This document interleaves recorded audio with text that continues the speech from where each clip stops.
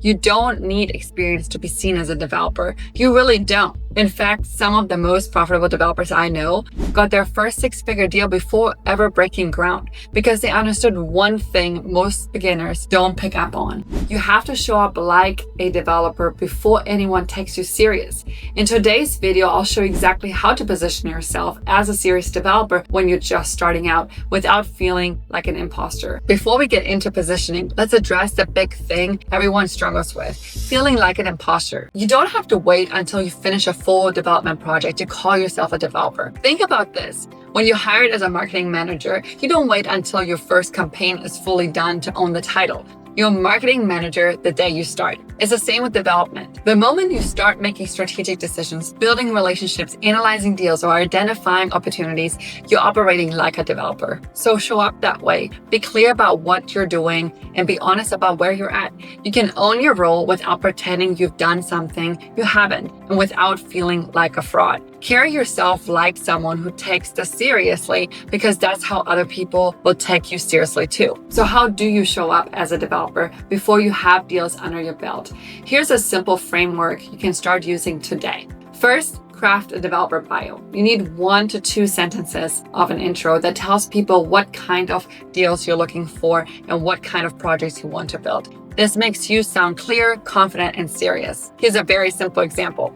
Hey, I'm Josephine. I'm a residential info developer focused on urban info projects here in Nashville, Tennessee, 10 to 15 minutes around the urban core. And I'm currently looking for land for 2 to 4 unit builds with strong exit potential. Here's one thing that I hear people say a lot, and they say, I'm trying to get into development. Instead, say, I'm focused on small residential projects in your specific area. And second, own the journey. Share what you're currently learning. You don't need to be the expert in the beginning. You just need to be visible and intentional. Investors like people who take initiative. So post at least once a week on LinkedIn or Instagram. Share what you're analyzing, learning, or focusing on. This doesn't need to be complicated, and here's an example post. I'm currently looking at small lot zoned residential multi-RM in East Nashville. My goal is to find a 2 to 4 unit build with a strong exit potential. I'm learning a ton about zoning and entitlements right now, but if you know of anything that fits that criteria, I would love to have a conversation about it. That builds credibility without pretending. It's a very simple and authentic post, and people will start paying attention. Third, start real conversations.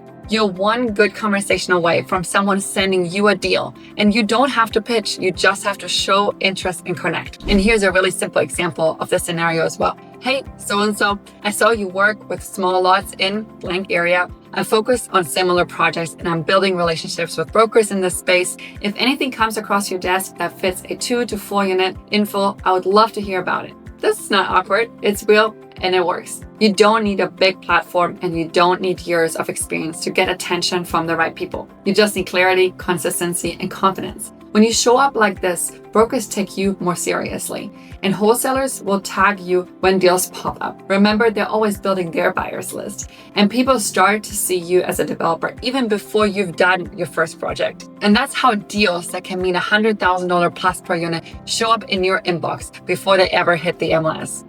And as always, we appreciate you taking the 2 seconds to like and subscribe and comment any topics you want me to cover. I'll see you in the next video.